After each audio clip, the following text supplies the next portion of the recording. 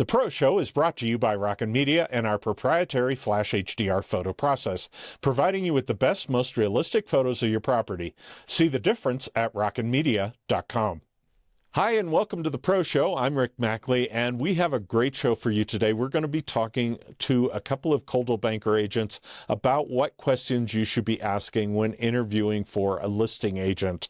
There are tons of different things you should know, and you're probably going to be interviewing more than just one of them. We'll also be talking with them about how clean your home should be and how to best get it clean before you go on the market. Greg will be here to talk about rental properties, and Nancy will be talking about mortgages again. In addition, we have a great listing for you to see. It's just come on the market. That's next on the Pro Show.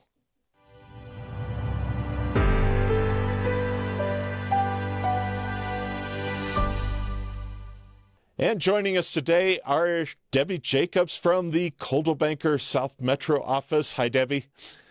Hi, good morning. Good morning. And we also have Lorri Delaney out of the North Metro office. And how are you doing today, Lorri? Wonderful. Hello, Rick. I'm doing great. Good morning. It's a snowy morning when we're recording this, and it's good to have you both on.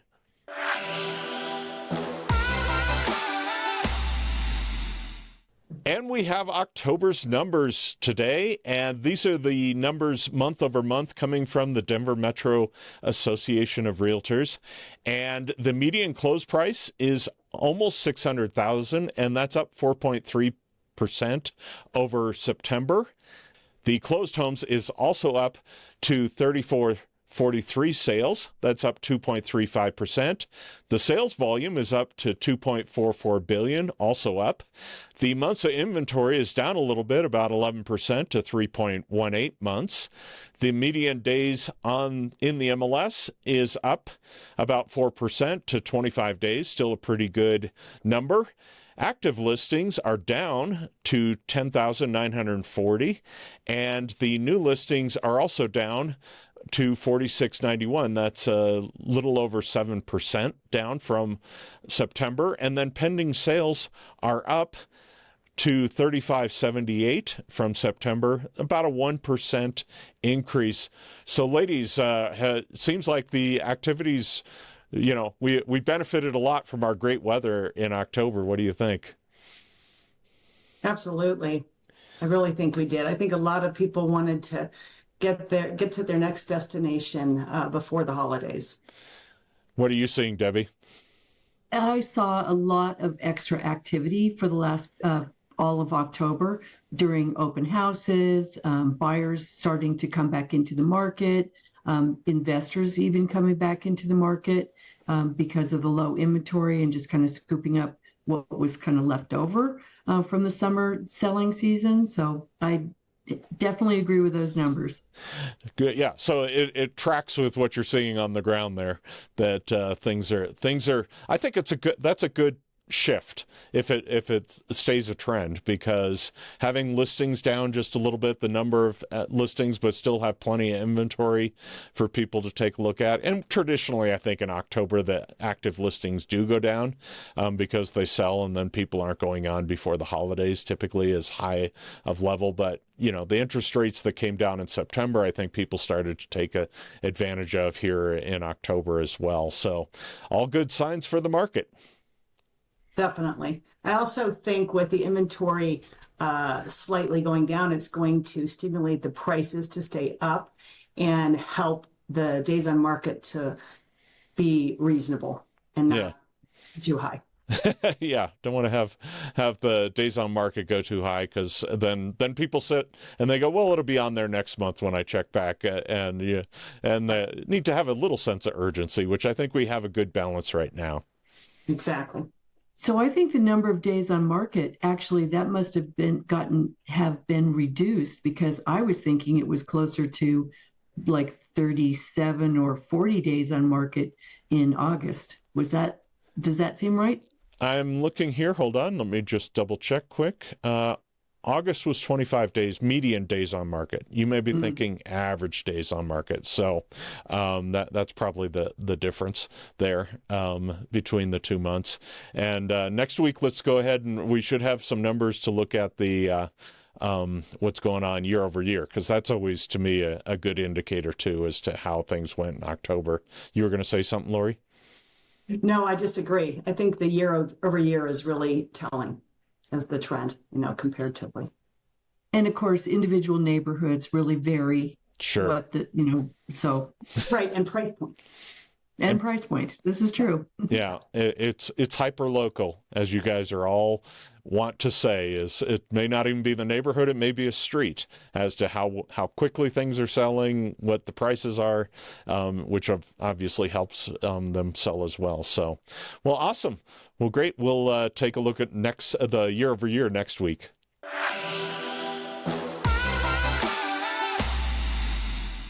So last week we talked about VA mortgages. The previous couple weeks we've talked about FHA and conventional mortgages. Today we're going to talk with Nancy Alexander about the jumbo loans. Hi, Nancy.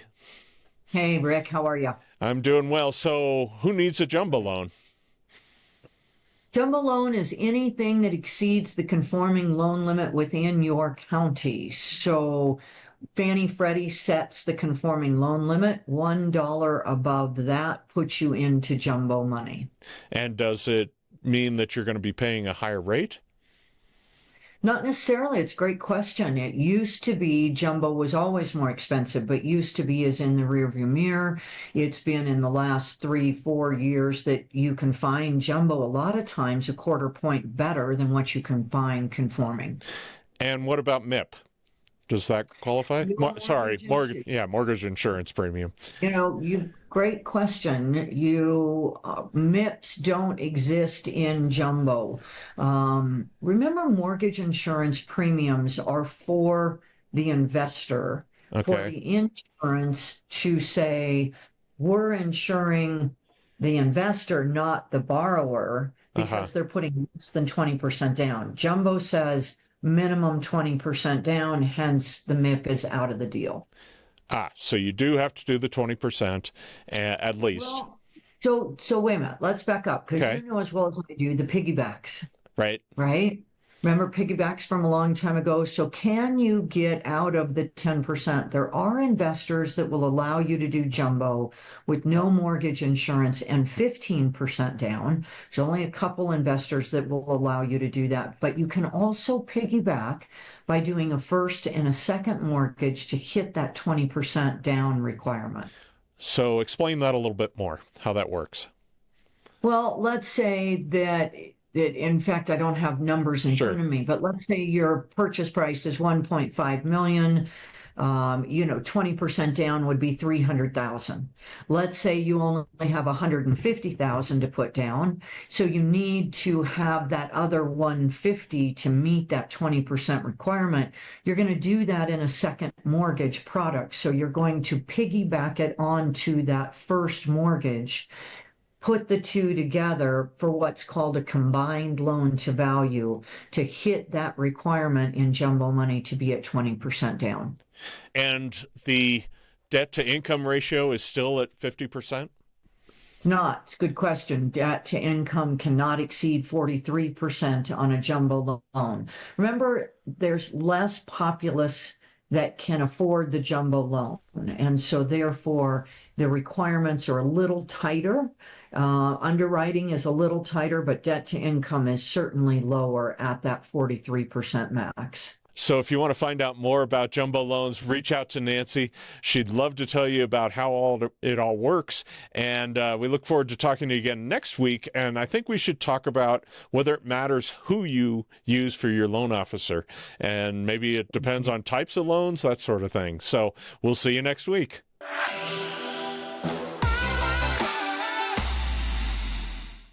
One of the choices you need to make is who you're going to use for your listing agent. So today what I want to do is give you some questions that you should be asking your prospective agents as you're interviewing them.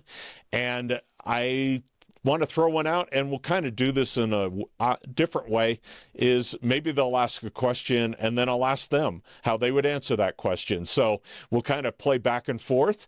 And so an easy one to start out with that probably they're going to tell you, but if they don't, would be, how long have you been in the business? So Debbie, how long have you been selling real estate? A little over 10 years. You've been selling, and how about you, Lorri? A little over 13 years. A little over 13 years. And do you do both listing and buyer side, or do you just focus on listings?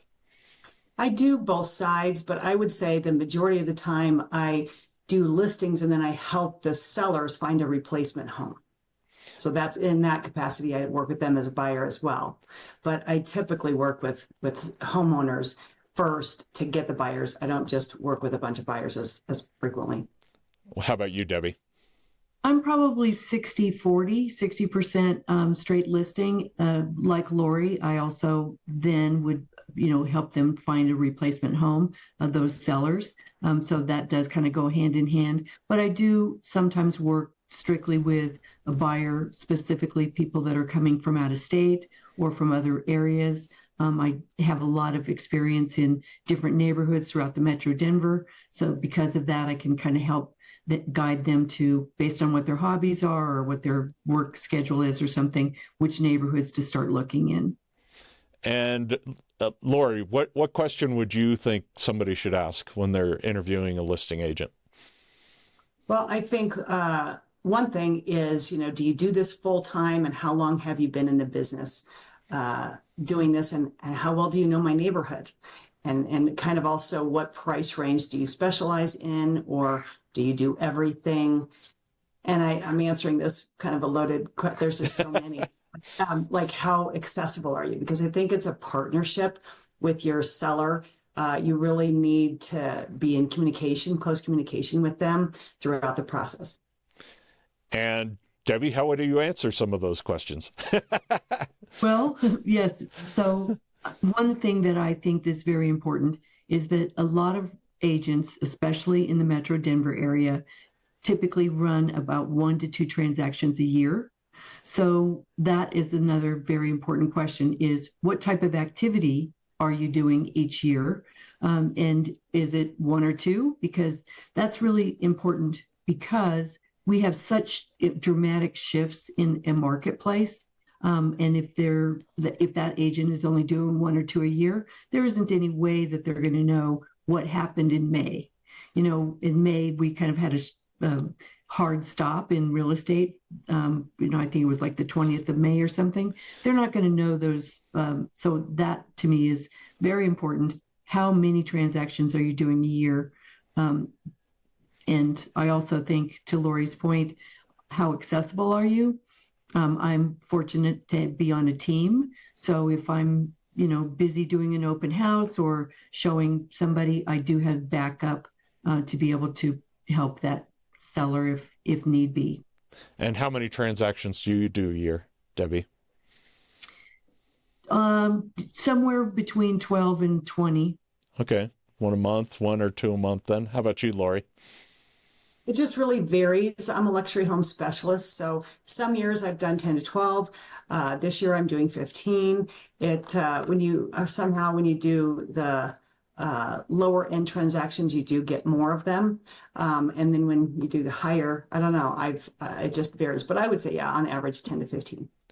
I had one agent who told me that he loves doing the $1 million+ homes, but they can take a little bit longer. And he really loves the 500,000. Those, are real, go relatively quickly. However, in this market, I was just talking to somebody who said that they had one that we did a couple of months ago that's still on the market. It was $500,000, and they've had 2 showings, and it was a nice listing. So you just never know. So that's the other thing is how so.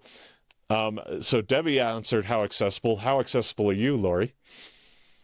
Well, my kids are all grown, so I pretty much live, eat, drink, sleep real estate, and I should turn it off more in the evening, but I do tend to be very accessible by text, even into the evening. So if clients, I don't have a problem responding to quick questions by text and that kind of thing.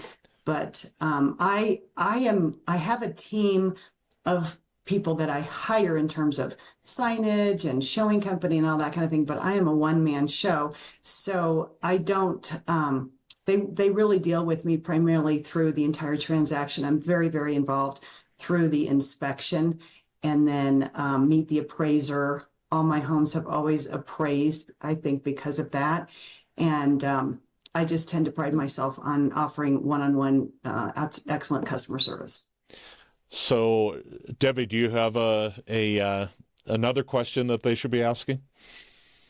I would say, what type of guidance do you have to be able to get me from where my property is now to being show ready and listing ready? Do you have a painter? Do you know of a carpet person? So what types of resources does that agent have in order to get you to the best spot for your listing?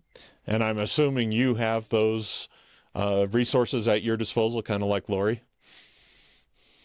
Yes, absolutely. And I do help, sometimes if it's a minor thing like a backsplash or something like that, as well as having the tile person, I also can help design because like Lorri, I'm in that higher luxury market typically, although I do some probate, which, sometimes is a very small, little quick turnaround thing as well.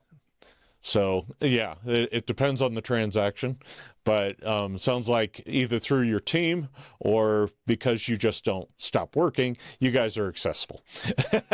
And I don't think you stop working either, but occasionally you might get a vacation and have somebody else on the team fill in, whereas Lorri just has to take her laptop. And I'm still taking my laptop for sure. Exactly. Absolutely. Yeah. And at 9:30, how is this going? How is that going? So like Lorri, I think I live and breathe in real estate pretty 24/7. Yeah. So I have a question that I'll ask you guys. What do you do to help facilitate the financing? Lorri, how about you on this one?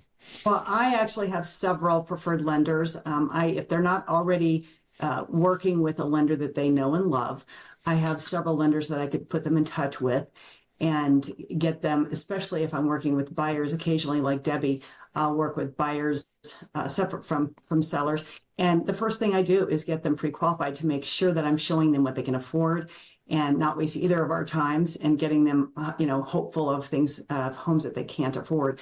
So that has just been a huge resource of all the resources that an agent could provide for sellers or buyers. I think that's a huge one because, again, they're another integral part of the partnership, if you will, to making the equation work. I'm sure, like Debbie, I work with a lot of sellers who are then trying to connect the dots, either upsize or downsize. And so it's very important to get them pre-approved non-contingently in this market so that we don't miss out on the home once we do find it. How about you, Debbie? Exactly. And every scenario, of course, is different, but having that, portfolio, so to speak, of different lenders really helps you to be able to identify in this situation. I might say, this person does a lot of VA, this person does a lot of FHA, this person for maybe a new first-time home buyer might apply for CHAFA. So there's different programs that lenders have, and they have different specialty niches that you can help advise your clients to. I would like to jump back to the resources of getting the home market ready. I think the other thing that's really key for homeowners that are contemplating selling is they want to do just enough and not any more than they have to the existing home because they want to put most of their money into the replacement home, which is understandable. So I take the time to walk through as a consultant, and it can be a couple of hours sometimes, depending on the size of the home, and really tell them, hey, this is worth doing. This is worth buttoning up if you want top dollar. Because at the end of the day, it's like it's worth it if you can put $5,000 into the home and make an extra $25,000 to $50,000. But I don't want them to put $15,000 to $20,000 to make an extra $5,000. So that has been hugely valuable to my sellers. And then with whatever items are necessary, or I think would really make a big difference in getting it market ready to get the biggest return on their investment in top dollar, then I'll give them resources to do so. Debbie, any thoughts? Same exact situation. And also in that development stage or that consultative moment, you're also wanting to say, okay, we don't want to do a new project that is going to be so seller specific or so individual specific that a new buyer would walk in and go, oh, wow, these old cabinets are so icky and the countertop is so beautiful. I don't want to buy this house because I'm going to have to gut the kitchen. And now the seller has basically spent the money for the countertop when they really should have just left it the way that it was, because maybe they've got cabinets that are broken or, not really very updated. So there's that nuance of how much is too much, and do you want to make it so that it's more universal to any buyer that's coming in. So the question that they might want to ask is, what should I be doing to my home to make it sellable at the highest price given time and my, when I need to go on the market, right? Exactly. I agree with Debbie in that they want to appeal to the majority of potential buyers out there. So you want to, it can be a crapshoot if, you get the right flooring. You might replace the carpeting and then the potential buyer wants all hardwood flooring, so you do have to be careful. And you also, like Debbie said, you have to be careful about a domino effect where you get into one thing and it makes another thing look worse. So yeah, it's an art, really. And I don't carry inventory, but I have been through the staging class. So I feel like I know, as probably Debbie can relate, what things are going to be a direct return on their investment and versus not. It seems like that knowing that your experience, because you're doing a lot of transactions, help with knowing what is selling today too, correct, Debbie? Well, and I think that that's part of the other question that should be asked, which is, do you ever work with buyers? Because like Lorri, where we're going through and we're seeing what buyers like, and we see the excitement as the buyer walks through a property, and then knowing what those hot buttons are for this particular buyer market in this particular era, it really helps to help the seller to figure out, okay, this is what the buyers are looking for. Right now it's flat cabinets. Who would have thought, right? So it's flat face cabinets. 2 years ago, it was shaker style.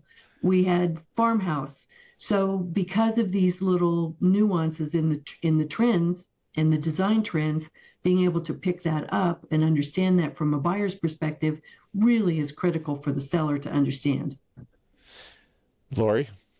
Absolutely. I couldn't agree more. I think because we're in the trenches with buyers, seeing what the current trends are and what they're looking for, a seller can sit there and say, well, should I replace this carpeting?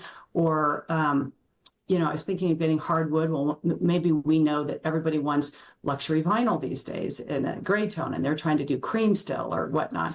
And like Debbie said, with the cabinets, trends can change so much. So you don't want. That's another reason why to ask, how many transactions have you done? 2, or have you done a little more? So you're out there in the trenches and you know the current trends that are being desired. As a homeowner, what should I be asking relative to marketing my property? Well, for me personally, I think that one thing that they should really figure out is, where are you at on social media? So as we know, 90% of, I think we just had a meeting, maybe it was like a month ago, Lorri, I think you were there as well, where they talked about over 90% of buyers look on the internet before they even engage a real estate agent to help them buy a property. So they're looking online. So I think that the critical question then is, where are you on social media? How are you going to be able to get my property out there for as many views as possible? And what else would I ask Lorri about that?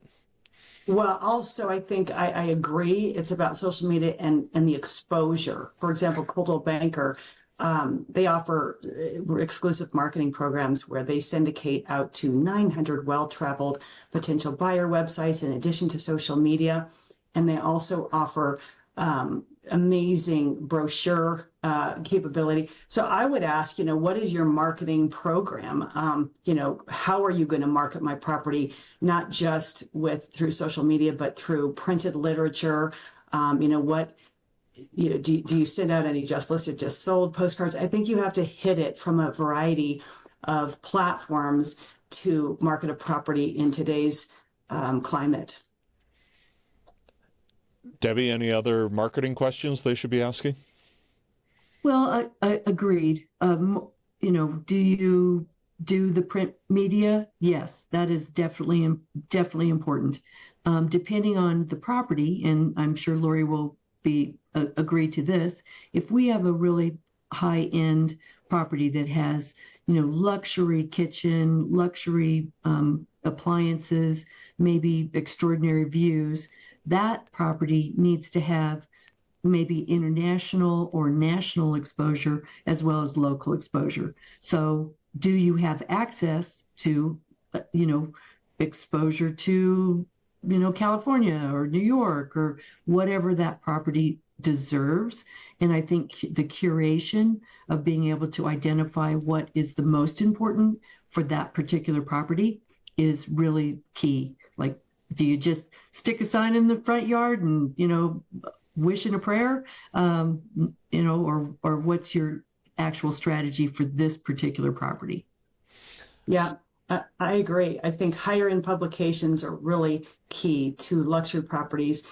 And the other question I would ask is, what's your network locally like, as in addition to nationally?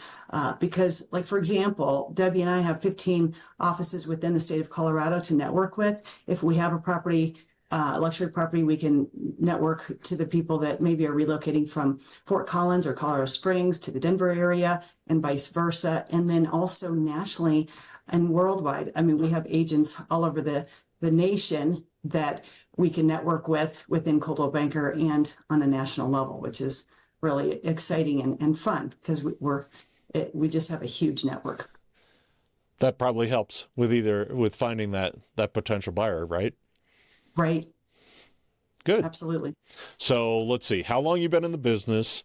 What type of marketing are you doing? How accessible are you? What were some of the others? Oh, what should I do to get my home ready? Are there any others that they should be thinking about? Debbie? Oh.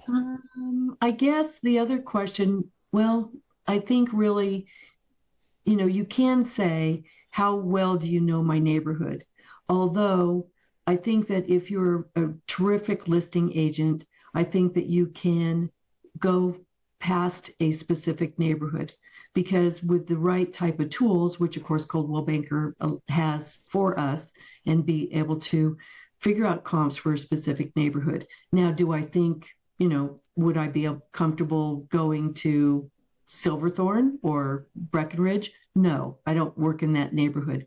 But within the Metro Denver, I think that, with Coldwell Banker's tools and expertise, I don't think getting pigeonholed into one particular neighborhood is that necessary.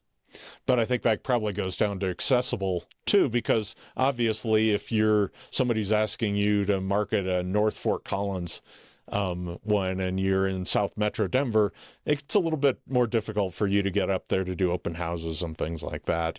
One question I would ask, and this may or may not be valid, would be, do you do open houses? That's a good question. I think, and Debbie and I are both huge proponents of that. I think it enhances the exposure. I can't tell you how many times I have buyers come in that are working with a buyer's agent and they don't want to bother them. And so they come in on their own and they're just trying to get a pulse on the market and figure out kind of what they want. But I think it is a great way to get a pulse on, are we priced right, and get like instant feedback and to get to talk to these people who are contemplating making a move. There are sellers that don't want their home they don't want an open house, and that's fine. I respect that. But in the event that they do, I think it really only helps them market their property. Debbie? Oh, absolutely. And one of the questions I love to ask when people that have come into an open house on my listing, as they're leaving, I always say, would you share some of your insights and thoughts about this particular property? If this isn't the one, tell me a little bit about what's going on. And to Lori's point, that gives the seller so much information about, well, they really didn't like the carpet, or they really, we're having problems about the condition of the bathroom, or whatever it is. And it really does give a great sense of where you are priced, if there's any adjustments that need to be made. And if those open houses are conducted early on in the listing, that gives you instant feedback. Very, very valuable. I agree. I think Debbie and I have talked about this before. We market our open houses very well. And so our traffic tends to be like 10 to 15 parties through.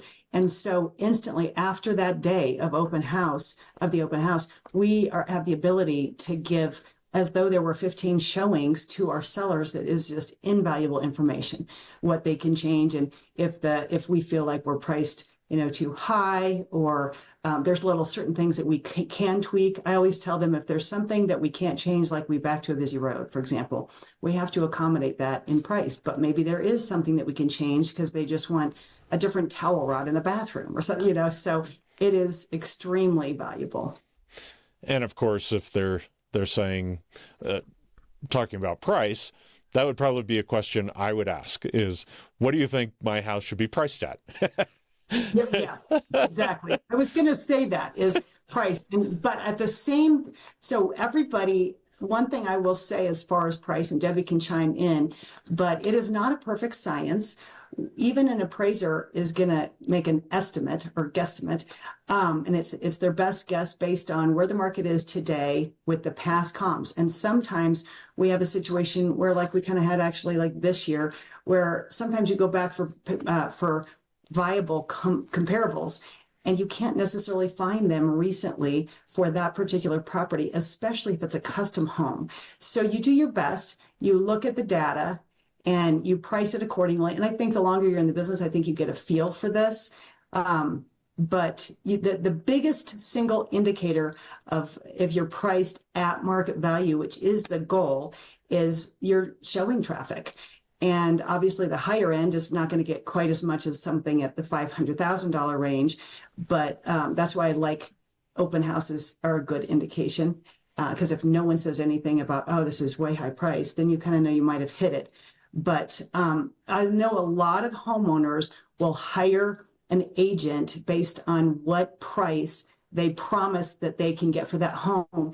And really, no one really knows exactly, especially this year has been kind of different. So I would just encourage homeowners to, certainly ask that question. I always ask them, what's the price you hope to get? And then I let them know if I think that's reasonable and attainable. Debbie?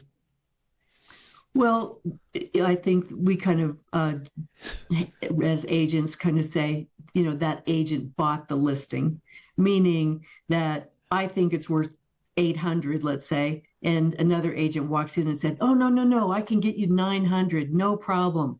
And then, day two, that agent is saying, oh yeah, the feedback's so bad, we've got to drop it to 800. Well, that you have to be very careful about that. And I think that might actually be another really intelligent question to ask is, what percentage of list price have you been successful with?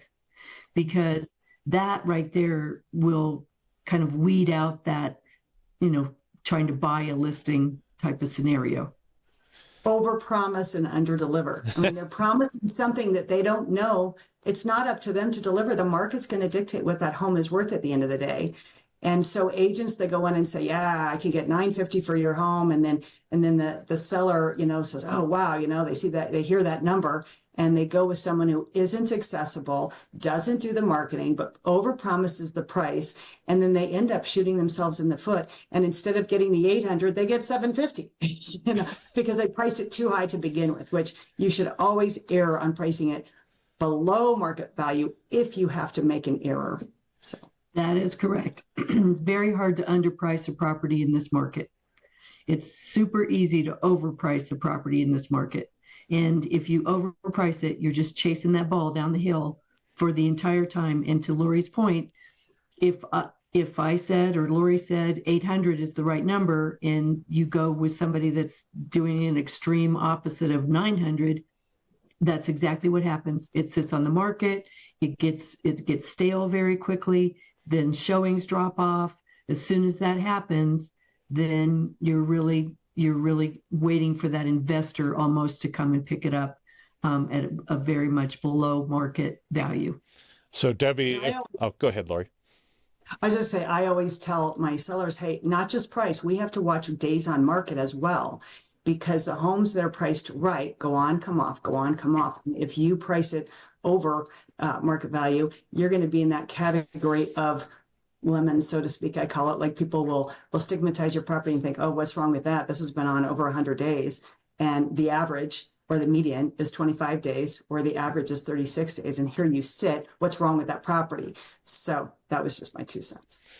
Yeah. So let me ask this. Do you walk in with a price in mind, you as an agent, or do you often, have you done your CMA or before you walk in to a listing appointment, or do you do that after, Debbie?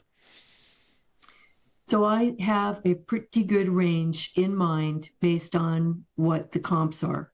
And now let's just move backwards from that comment for just a second. Okay. If it's a custom home, then it's very hard to get a comp figured out prior to visiting the property. If it is a production home, meaning it's going to be a Richmond Brittany or a Richmond, Camden, whatever, then it's much more easy to come in with a pretty good price, because you know what's sold in that particular model for that particular builder in that particular subdivision. So that really helps you to identify. Then you walk in, it looks great, but they have a dog that has chewed up all of the carpet everywhere, or something else. That gives you the flexibility. So the short answer, long answer to that question is, depends on the property. But yes, I come in with a pretty good idea of where it's going to be based on the condition once I get in. How about you, Lori? Absolutely. I always like to do the homework beforehand, and you can at least, I agree with Debbie, when it's a mass-produced home, you can check out the floor plan, see what other ones in the neighborhood have gone for, and then also take a look at where it's located. Does it back to a road? Does it back to open space? Does it back to golf course? So there are a lot of considerations, and you can have a pretty good idea of of what it's going to go for. I also always do a pre-listing package where I do pull the comps. And when I'm talking to them, if I have the chance to talk to them on the phone, I usually actually ask them before I arrive, what do you think it's worth? And what do you hope to get for it? And then I always find out how much do they owe, so I can do a net sheet so that when I meet with them, I can kind of tell them what the cost of selling is going to be as well. Yes, you have to kind of I always give a range, so that if that happens and you arrive and the dog has chewed up all the woodwork, then you're like, you're going to be probably at the lower range. And if it's like way more updated than I could tell online from seeing things, then, they're going to be at the high end or maybe over that. So it is a little bit of a moving target, but it definitely, it behooves you to do your homework before you arrive. However, it would not be unprofessional to say, now that I've been here, I need to go back and do some work and get you a price tomorrow, correct? Yes. Sometimes they don't, I miss that they have a finished basement, or so it can be big. And it would be out of the question, Debbie, for me to ask, well, how'd you come up with that number? Because So my preference is the 2-visit consultation. Okay. Because that really does help me to figure out, exactly what, not only where they sit in the market or where they should price based on my opinion, but it also helps me to figure out exactly what they should do in order to get that price. So if they've got bright red walls, because that was cool in, a couple of years ago, these, I will also, with that 2-point appointment consult, I'll be able to say, these are exactly the things that you would need to do in order to get to this price. And then we can have a constructive conversation about what to do. So if possible, I really like the 2-appointment consultation piece. So if I came in and said, and asked you the question, you came back, which you wouldn't, and said 900,000, because it's an 800 and everybody else is going to be at 800, it would be okay for me to say, well, how'd you come up with 900? And like Lorri, this is one of the things that Coldwell Banker has available to us, which is this beautiful presentation where I can pull comps, and I do that ahead of time in case I don't have the opportunity to showcase that second appointment. And what it does is it allows me to, on the computer screen, which I bring with my laptop, I can go through and say, okay, this property sold for $825. This property sold for $875, and this one sold for $925. Let's look at these three, and where do you think, pardon me, where do you think your property fits within these three that I've picked for comps? And usually a reasonable seller that has, been thinking about selling for a while can say, oh yeah, the 925 property has a pool in the backyard. I don't have a pool. And then they start to really get into a more comfortable position of understanding why you are saying it's worth 800, not thinking, well, my neighbor down the street sold for 925. Why are you being so mean to me and saying it's only 800?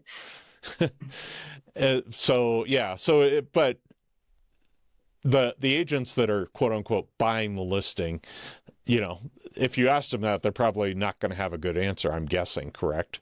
Or they're just going to the 925 and go, well, I pulled this comp, which of course stands for comparables, and says, yeah, this is the one I think it is. And then obviously, if based on your little scenario there, my next thing would be, well, that one has a pool and I don't. And that one's yard is twice as large. Why would you still think mine's the same size? So, and that would probably help you to get an idea of how qualified this agent actually is to handle, one of your biggest assets, or the biggest asset of your life is your home.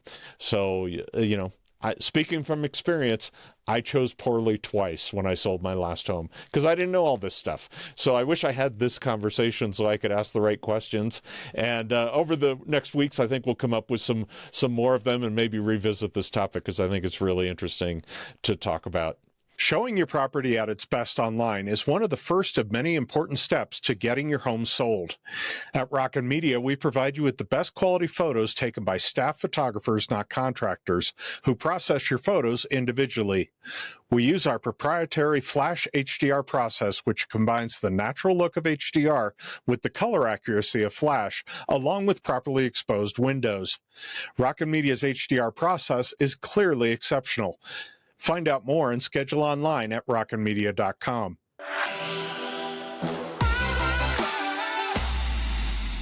So like every week, we have Greg Machle from Real Property Management to talk about rentals. Hey, Greg.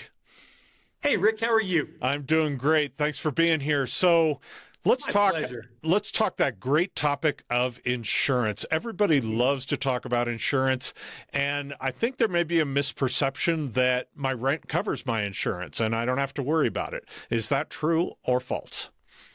Yeah, that's a great question. That would fit in the false category. So a number of renters do have that misconception that their rent payment does cover insurance for their personal belongings and those kinds of things. That is not accurate. What rent covers is as much as the market will bear for rent, and then the landlord is going to have their own policy. So the policy that a landlord will take on in terms of insurance will cover things like the roof, the paint, the siding, the yard, some of those kinds of things, those things will be covered under their landlord's policy. But then there's also a separate renter's insurance policy, and that covers the personal belongings of a renter. So should the roof leak, a landlord's policy would cover the actual roof leak itself, and then a renter's policy will actually cover the personal belongings, the couch that gets damaged because a roof leaked, or a bed, or whatever the case may be. But those are two very separate things, and we absolutely encourage our renters, make sure you get renter's insurance. What about floods? How does that work? Great question. Yeah, great question. So a lot of it depends on what type of flood it is. Is it groundwater? Is it something else? Where did the water come from? Did the water come from the sky and directly to the roof and then into the house? Did the water come through a foundation wall? So insurance companies, it gets a little messy because they will actually focus on where the water came from. By the same token, they will actually focus, was it someone's negligence, i.e., or damage? Was it the washing machine that was not properly hooked up and water was spewing everywhere while somebody thought they were running the washing machine and then left the house for 2 hours and there was water spewing everywhere that just absolutely filled the basement? Needless to say, we've had those kind of scenarios. And in that particular case, then the insurance companies are dialing in on, oh, no, that's not a natural disaster. That's a cause and effect issue. Well, and of course, the Southeast has seen terrible floods this year. And Yes. What if my landlord didn't have flood insurance? Am I potentially just out of a place to stay? Is that some? It could happen. It can happen. Some of those places, like take these last two hurricanes that came barreling through Florida. Some rental properties in Florida were just flat out demolished. They're gone.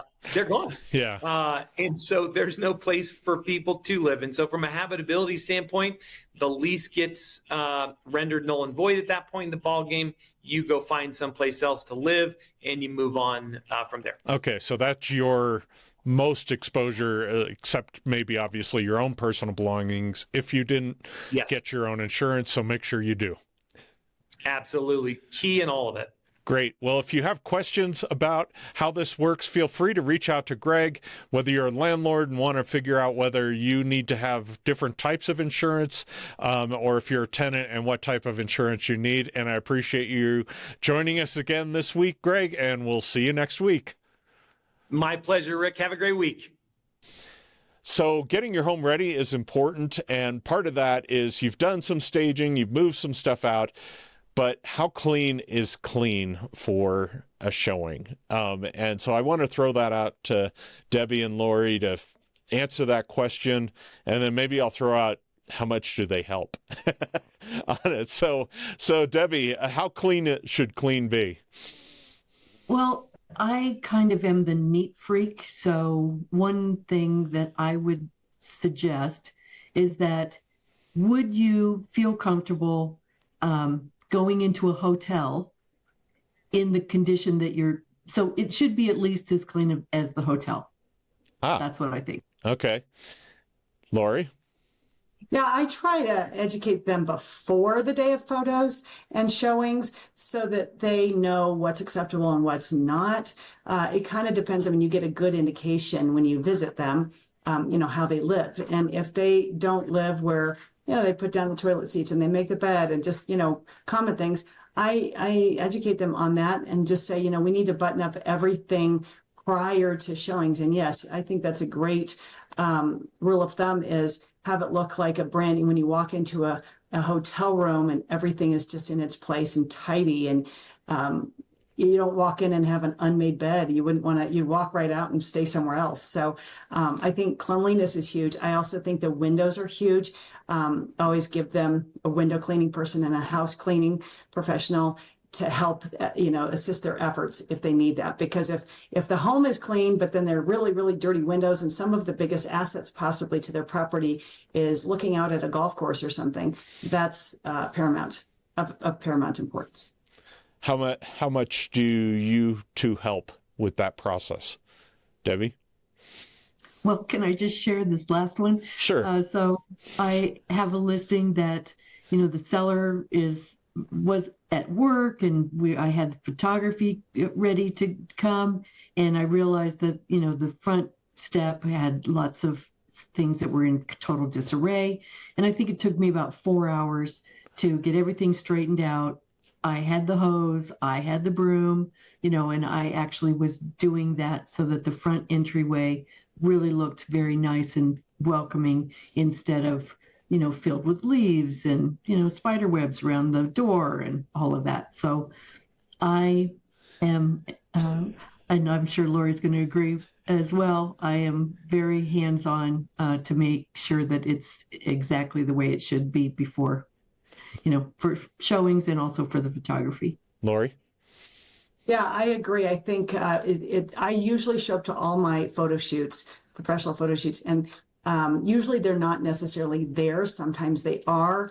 I'll go ahead and put down the toilet seats or put away the soap in the kitchen, and just the little things I know that make it photograph better. But one instance comes to mind that was for like a $1.2 million property. This was years ago.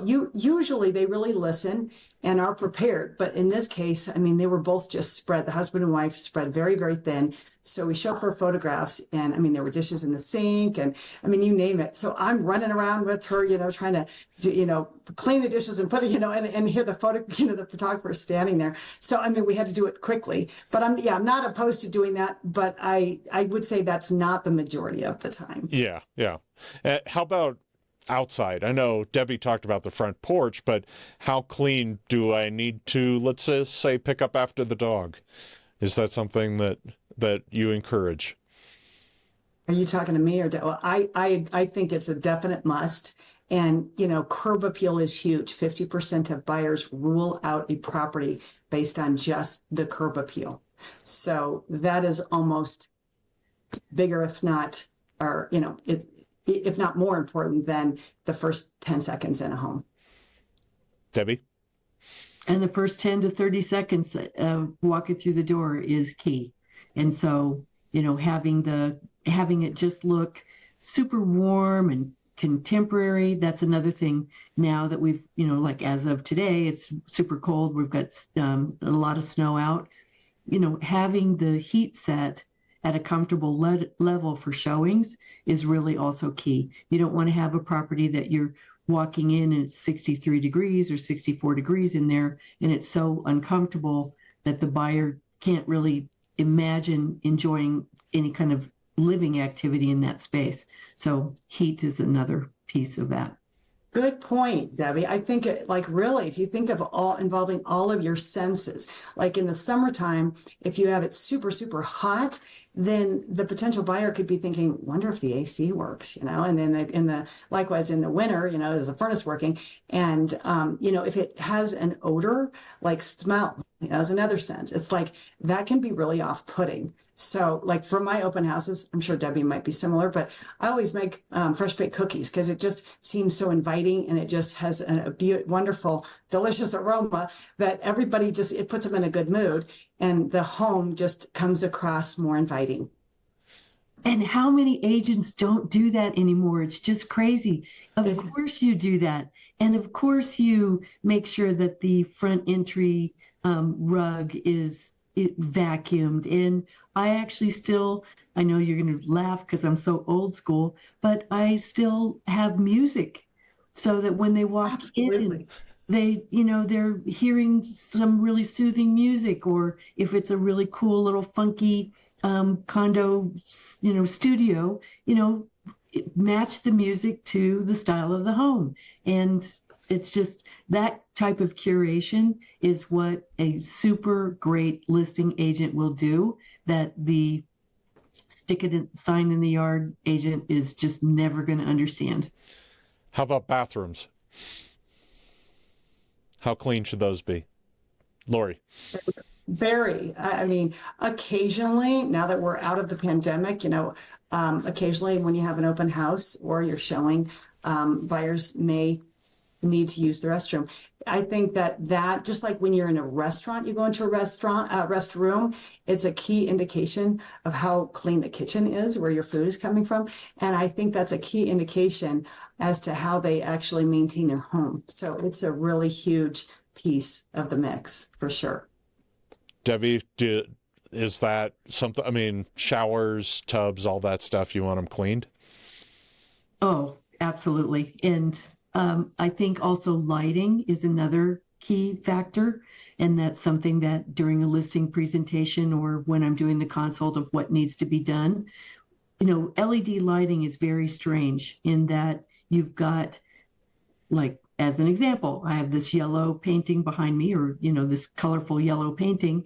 If I were to have blue LED lighting in that room, or a mix, even worse, that painting might, or that wall color may be completely skewed. And so that's another really big piece. Do I have the ability to turn on a light in a bedroom? Do I have the same color tones of lighting in the same room? Do I have the appropriate color tone lighting in a room? Do you believe, Debbie, that the homeowner should budget for like a deep cleaning prior to going on the market, just to go through all that stuff? I have a housekeeper and a window person and a carpet cleaning person and a landscaping person. And so based on that second consult, after I've seen the property, I can actually give them some pretty rough quotes of what I would expect that that they would need to spend in order to get that look that you need in order to have that quick, top dollar sale. Seems like, Lorri, that would help with your return on investment, whatever you're going to spend on that. Absolutely. I mean, when you pose the question like, okay, do you want to get $775 out of this, or do you want to get $875? To get $875, you need to do these things that Debbie and I are talking about. If you want to do, some say, hey, I just want as is. I don't want to do anything. I don't want to put another nickel into this place. It's just, it would cause the rest of things to look like it just, where do you stop? Like a domino effect. And so there's kind of like the as is price versus if you're willing to put just enough in, you could get another 50 to 100,000 many times just in doing these smaller type cleaning type things. And one thing I was going to mention way back when Debbie was talking about like clean entryway and flooring. Flooring is one of the biggest things that potential buyers look at when they arrive. So like if you do nothing else, the flooring should be really tidy, and like carpet should be vacuumed. Like let's say right before showing, I always tell my sellers, if you can't do anything else, I mean, always have the home picked up because clutter is huge as well. But if you can't do anything else, like quick vacuum to a rug and make sure the floors are tidy and you don't have them all debris all over, because that is probably the number one thing that potential buyers look at. And I think people tend to forget that time is money in this industry a lot too, because if it sits on the market longer, so you've got an extra month of carrying costs, what's your mortgage payment? $1,500, $2,000 a month, and spending $500 on a cleaner or a housekeeper could really save you long term, because you might get it sold that much quicker. So it seemed like that would be important too, wouldn't you think, Absolutely. Debbie? Absolutely. Absolutely. And I think I am a little fussy about the way that it looks, and I'm willing to, contribute a little bit to that.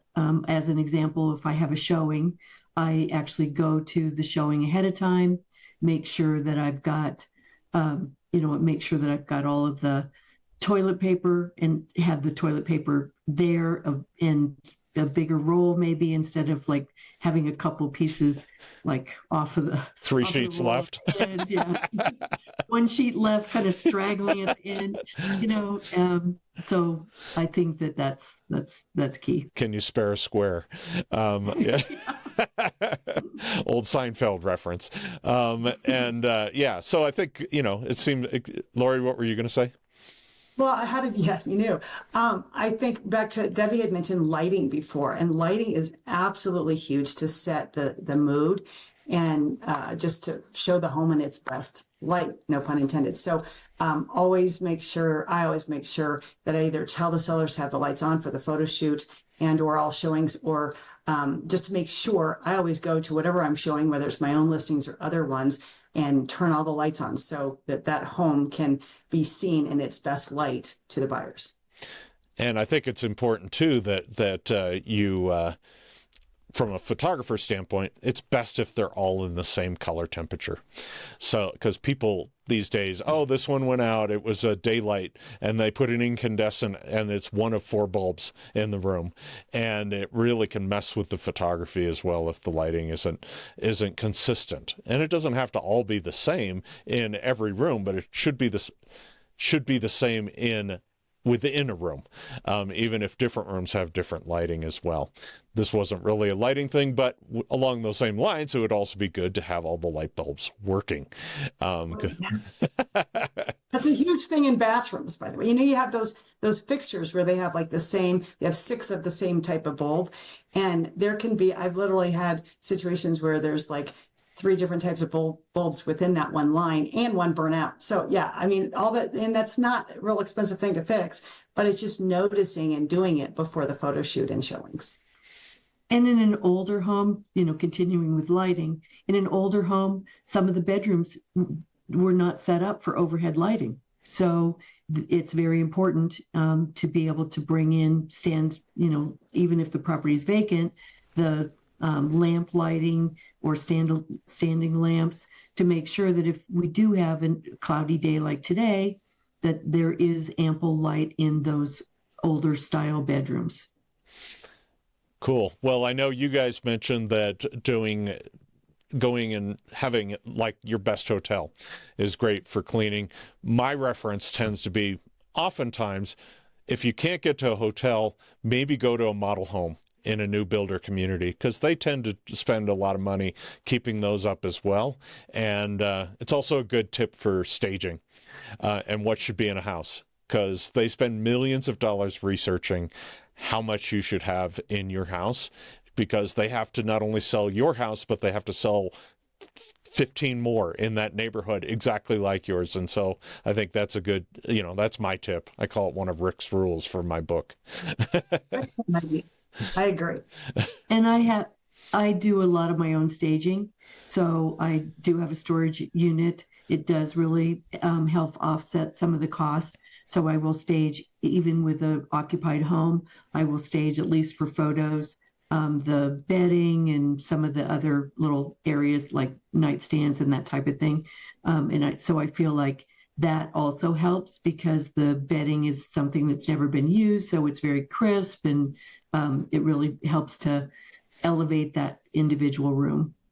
And from a photography standpoint, on the cleaning side, there are things that are important for us, like clean windows, because if you've got direct lighting and they're dirty, you're not going to be able to see those views, or you're going to just see the dirt on the windows because the sun's hitting the windows.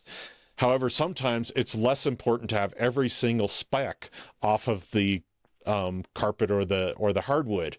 But for in-person, you want both of those done. So, you might as well go ahead and get everything done up front and be ready to go for when you get on the market, hopefully a day or two after we arrive, and have your house as clean as possible. And then if you have children, I kind of pity you, because it's hard to keep them clean.